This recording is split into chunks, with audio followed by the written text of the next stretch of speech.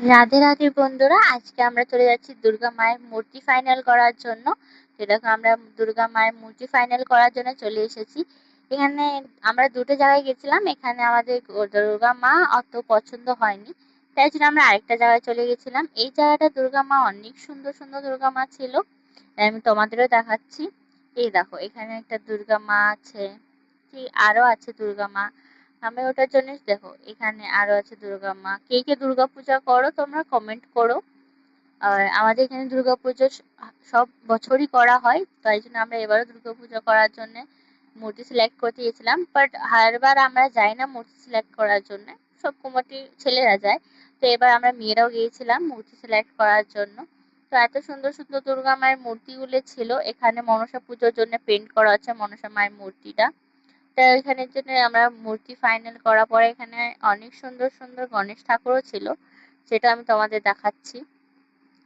দুর্গা মা আমরা ফাইনাল করে নিলাম। আমাদের যে দুর্গা মাটা পছন্দ হয়েছিল, আমরা ওটা ফাইনাল করার পরে আমরা আরো দেখতেছিলাম কি আরো কিছু পছন্দ যদি হয় আমাদের।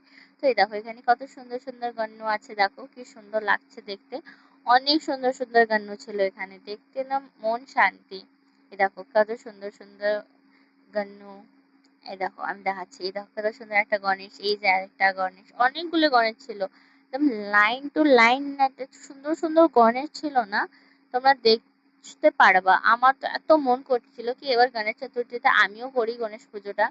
এত সুন্দর সুন্দর গণেশ ছিল, মনে হচ্ছিল একটা কি নিয়ে যেত। কিউট কিউট ছিল না, কি বলবো, মানে মূর্তি দেখে এত মনে হচ্ছে কি আমি মনে সত্যি দেবতাদের রাজ্যতে চলে এসেছি। এই দেখো, এটা তো অনেক কিউট লাগে দেখতে এই গান্নুটা।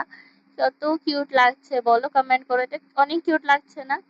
তারপরে আমরা মূর্তিটা সিলেক্ট করার পর এত সুন্দর লাগছিল কি আমার তো মনই করতেছিল না এখান থেকে যেতে। তো আমি গানে দেখে যাচ্ছিলাম, ভিডিও বানাচ্ছিলাম। এত সুন্দর সুন্দর গান দেখার পরে কি কারো মন করে যে গণেশটা না নিয়ে যায়? আমার মনটা মেরে আমি গণেশটাকে ধুয়ে আমরা দুর্গা মায়ের মূর্তি ফাইনাল করে চলে আসছিলাম।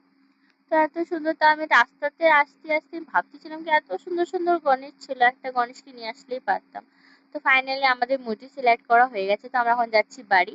কি কথা থেকে ভিডিও দেখছো please like comment follow share করো, ধন্যবাদ।